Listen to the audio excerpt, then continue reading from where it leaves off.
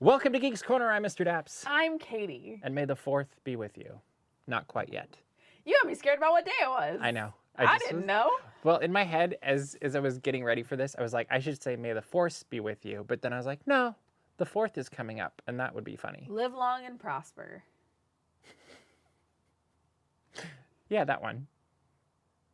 You do that, but you say may the 4th be with you. Yeah, that would no, be funny. I know, because one time I did Star Trek for Halloween, and I literally did that, and I was like, may the 4th be with you, and people got mad. It was genuinely. It was funny.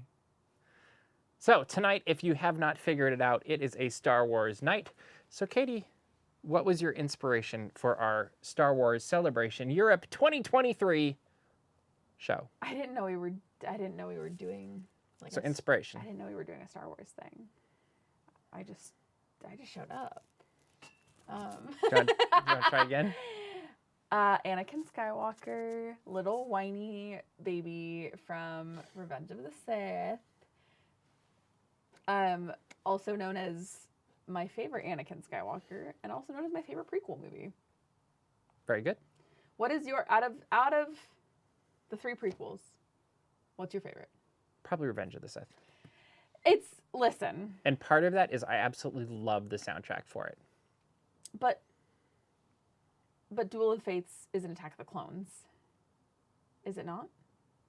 Yeah, they use that. I mean, they use it in all 3, but I love the soundtrack too. Because John Williams pulls from a lot of different things in Revenge of the Sith. Yeah, Revenge of the Sith is just... It's just an all-around good movie. It's also like, in rewatching the original trilogy, there's something about Obi-Wan's speech when he's talking to Luke. And then how it ties back to Anakin, and I have brought peace, justice, and freedom to my new empire. And it's just like the way that kind of ties back in. Yeah, also... Did you want to ask me about my inspiration? The lava scene is one of my favorites. I also just thought that you showed up. But, I mean, yeah, what are you doing? The ultimate Jedi Master. Oh. Dave Filoni. Yeah. I love... I think someday, Dave Filoni should be on the show, and we should all wear cowboy hats. I think it'd be so funny if we all wore cowboy hats and he just wore, like, a baseball hat. Yeah, that'd be funny. That would be funny. That'd be great. That's a good bit. But no, it wouldn't be a bit. It would actually happen. No, that man wears a cowboy hat all the time. That is not true. He did special features. Was it Mandalorian Season 1, The Gallery, where he was wearing a baseball hat? I think that's the one. The thing I love about Dave Filoni is that he wears a cowboy hat all the time because he's a cowboy. Like, it was literally he worked on a ranch type of thing. And I love his, like, origin stories because he was just, like, working on cartoons, but he knew, like, everything about Star Wars. To the point where, like, he was at Star Wars Celebration and he was like, I know everything about XYZ, forwards, backwards, 1, 2, 3. So, of course... It's a good way to know everything, though, is by making it. But he knew it I know. Before. I know, I was just being sarcastic. Yeah.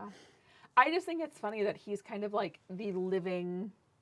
I don't even know that George Lucas knows as much as Dave Filoni does. Like, I think you're right, because I think George Lucas makes something and he moves on to the next thing. He's like, okay, that was great, let's move on. Yeah. And then when he's asked about it, he's like, well, I think this is what would happen. And because he was kind of always the first person, he didn't have the pressure of knowing every little thing, whereas Dave Filoni does and continues to do so and build on that. Before we go any further, though, we do need to remember to do a segment. And that is what's on Mr. Dapp's desk, because I keep forgetting. This week, it's the Star Wars Archives, and it's the original... Oh, this is a big book, so it actually stands up on its own. Wow! But it's from the original series trilogy. I tried to say prequel, sequel, all at the same time. It didn't work. But this is an incredible book. There's several of them, and they're for different like fandoms, too, because I have a Mickey Mouse one also. But this one in particular goes into the making of the original Star Wars, and it's incredible. And I have not finished it, but Sir Alec Guinness someday is I will. At me.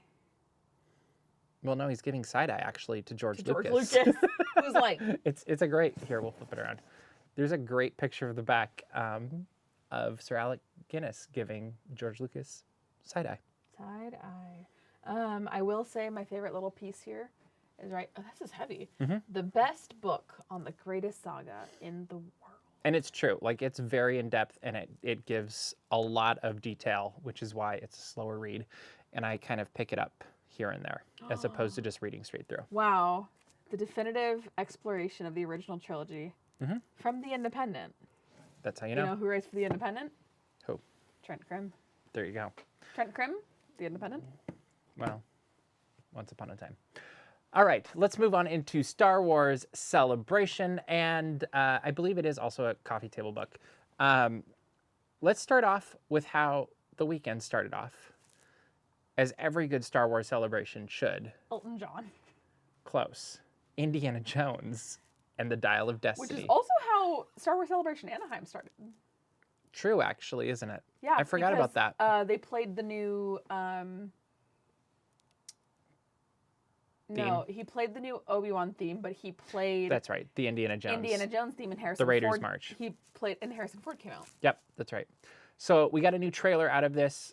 We also had some talk and other fun stuff happened out of it. But we have a ton of stuff on the show tonight, so we're only going to talk about the trailer.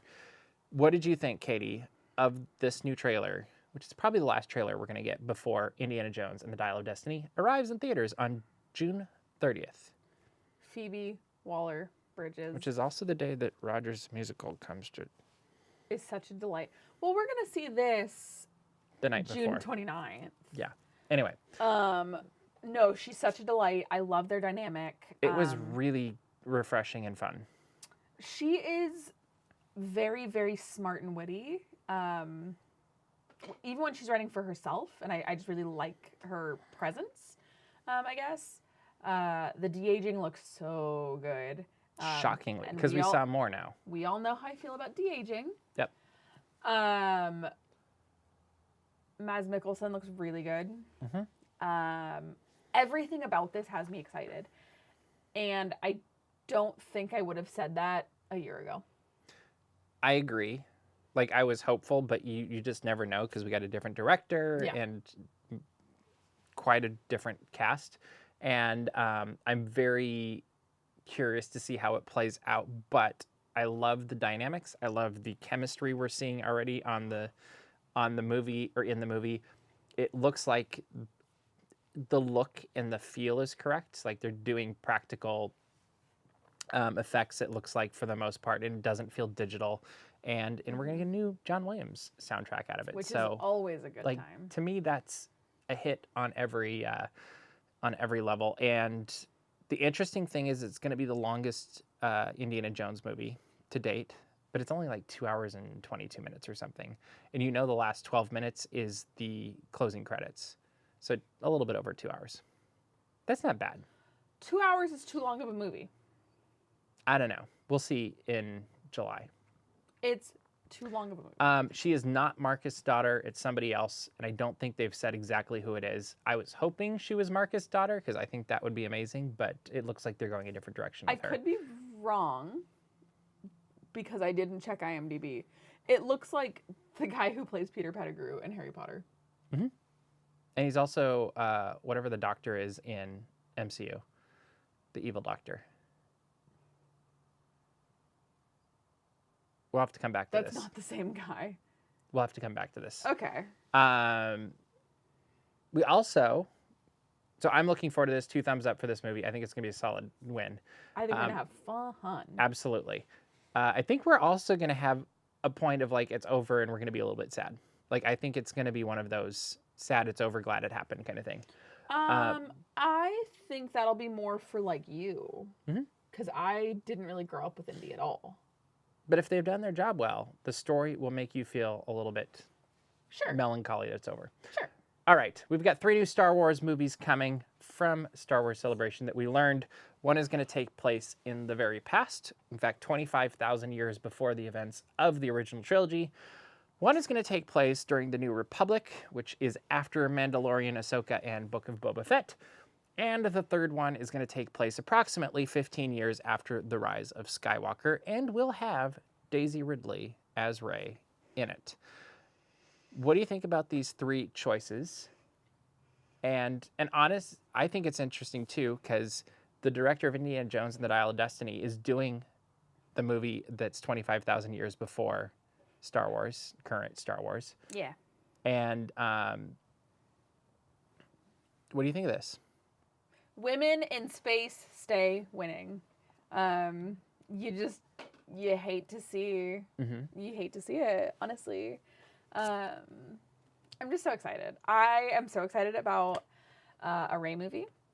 Honestly, other stuff doesn't interest me in Star Wars that much. Because I just don't know. Like, I said this. So, side note, we're both right. He is in Harry Potter and he's also in Captain America, the Winter Soldier. So, oh, good for us. Toby Jones. There we go. Keep going. But what was he in Harry Potter? Because I don't think I was right. He was. Let's see if it shows me, or shows. Might not.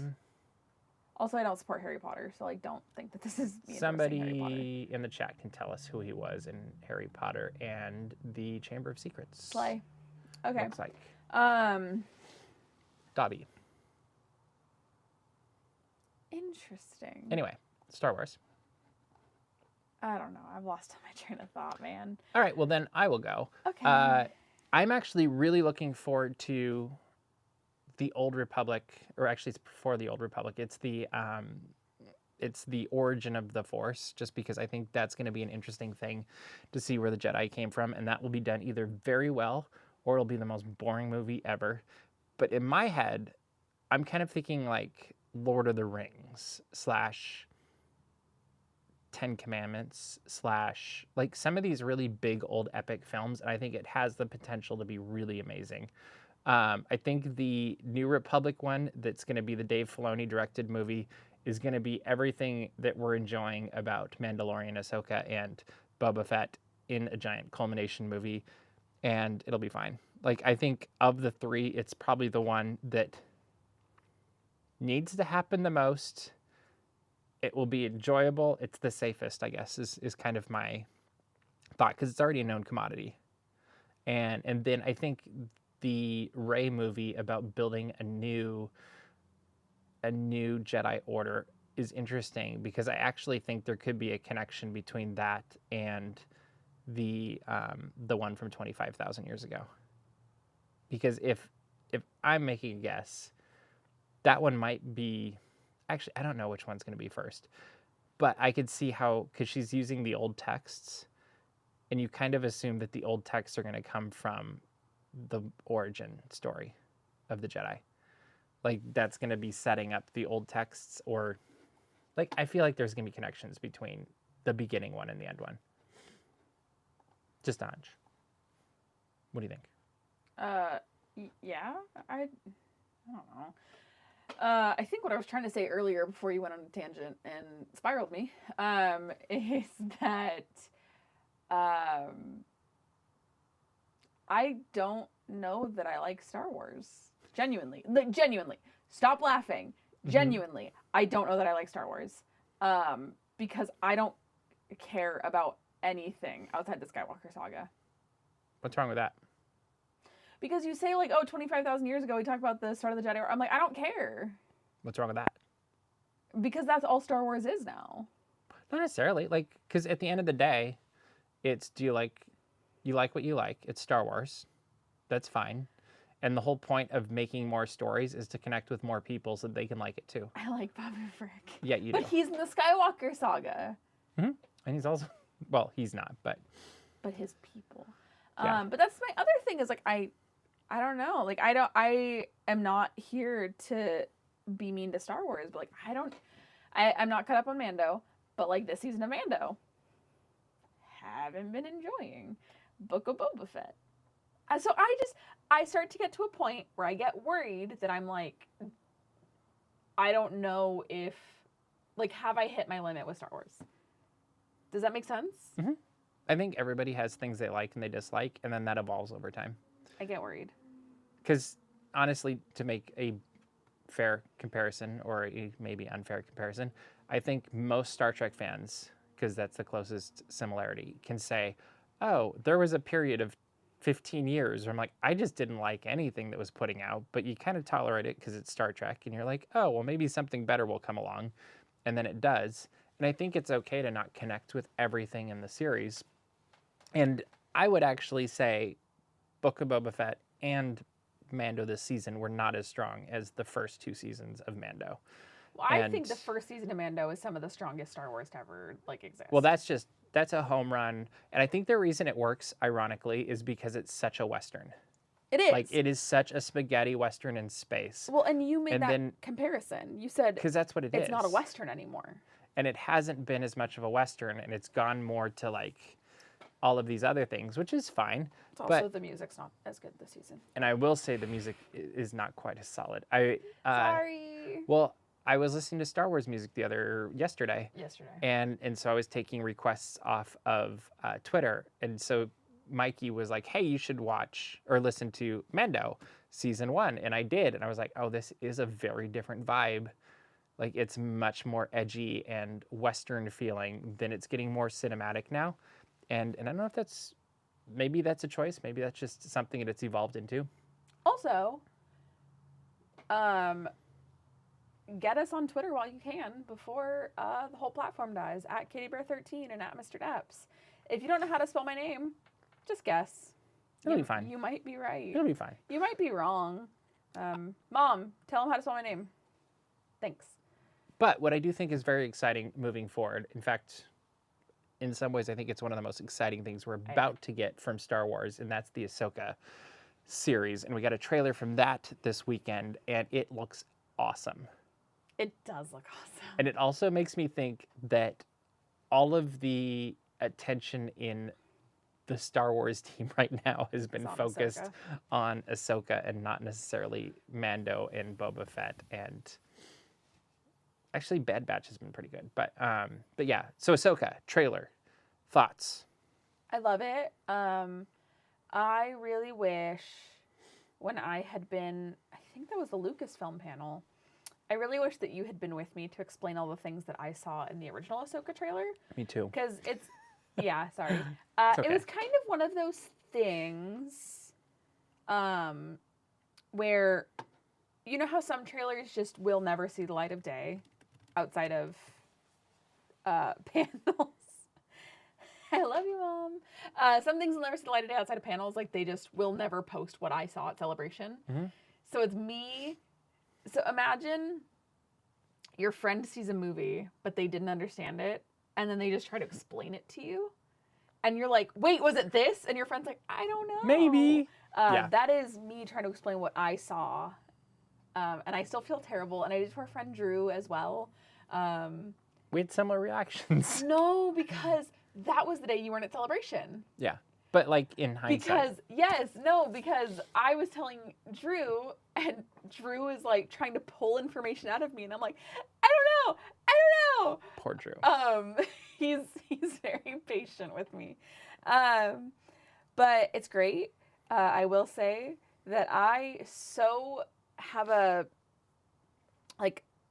small understanding of the anime series. I was like, oh, so do I need to finish Clone Wars? And you went, eh. And I went, so I need to catch up on Rebels. And you went, yes. So I'm excited about that. Yep. I think it's going to be really fun. I think Thrawn's really cool. He's just like a cool little blue dude. Doing some stuff. I hope I'm not wrong in saying this, is if they do it right, Thrawn should be the best villain that Star Wars has had since Darth Vader. Period. I love that for him. I think that would be amazing. And what I will say out of my takeaway, one of my takeaways from the entire Star Wars Celebration weekend, is that the Mickelson family is the luckiest family in Lucasfilm. Like, # booked and blessed. And then I was like, 2 brothers got paid to fly to London. On their way. Don't do that to me. 2 brothers. We know that's not my favorite. But they both got to go to Star Wars Celebration together, and how cool is that? For two different Lucasfilm things. Yeah, completely different end of the spectrum, and I think that's amazing. But both villains. Yeah, that's interesting too. No, I think the Ahsoka trailer looks amazing. I am loving all of the connections, whether it's Ezra Sabine and some other stuff that we saw in there. And I think this might be some of the best Star Wars we'll see in a very long time. I hope so. Can I say something? And we get to see David Tennant.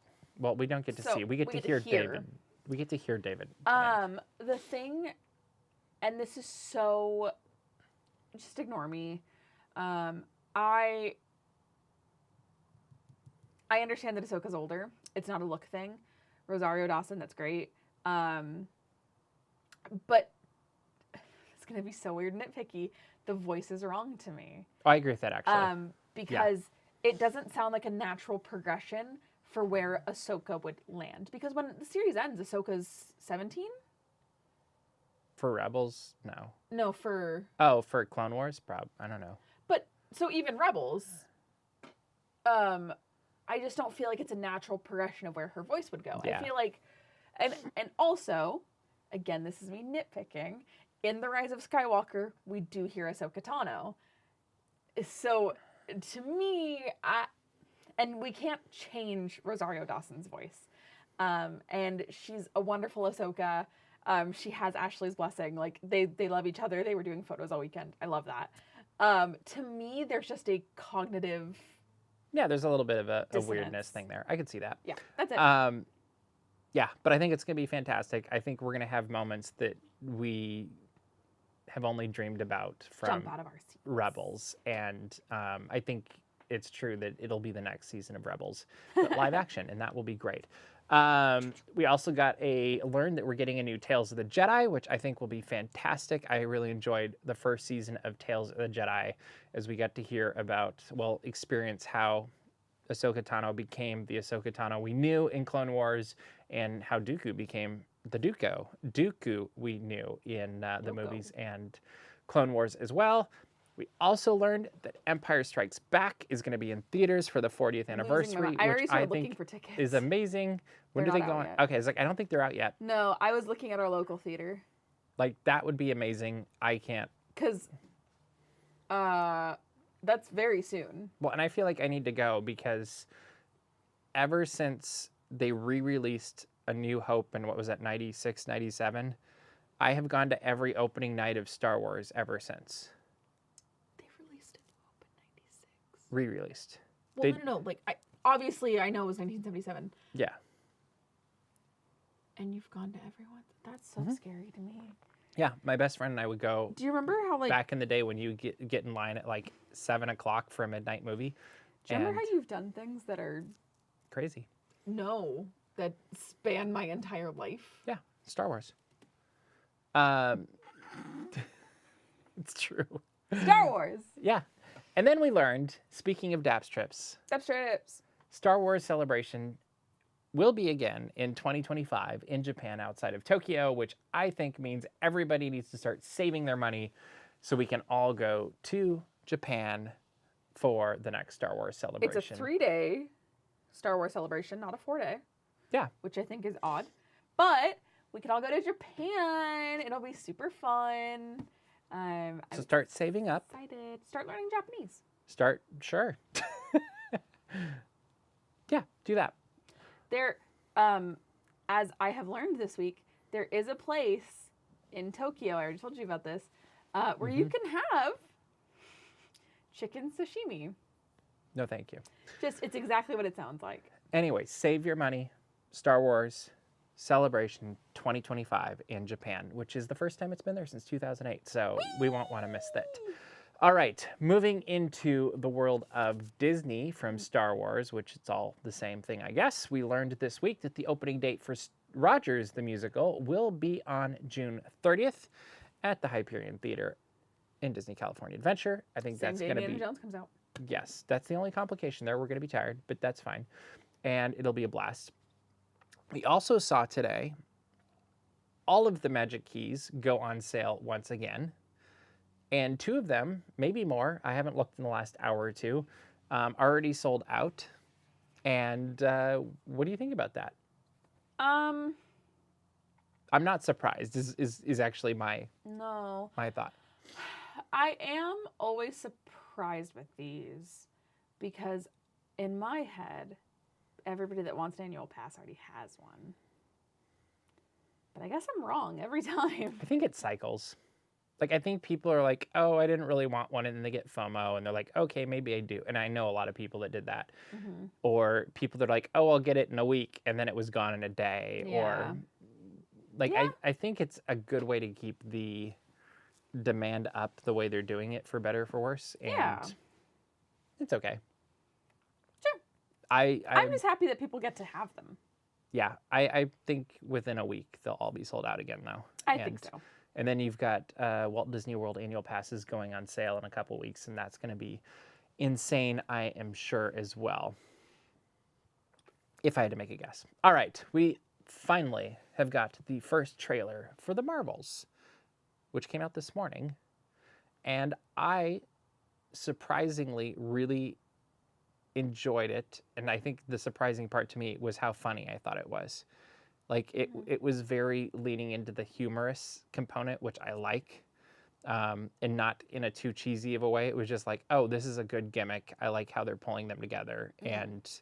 And I'm looking forward to it. What do you think? I think it's going to be fun. My hopes are currently low. I have not watched the last 3 Marvel movies. I haven't seen Ant-Man. Mm-hmm. I did not see... Thor: Love and Thunder. Oh, yeah. I did not see whatever was before that, I think. Was that Doctor Strange? I did see Doctor Strange. Okay. No, there was something else I didn't see, but... Eternals? I saw Eternals. Okay. Do you remember Eternals? I'm trying to think of... yes. What it was we might have missed. So thrilled. Yeah, I think those are going to be fun. Any chance I have to see more little kitty cats, I am so happy. What? I was just enjoying the Flurkins. I like little kitty cats. I will say that Captain Marvel still does hold a very special place in my heart. I was just talking about this on a work call yesterday. Time doesn't feel real.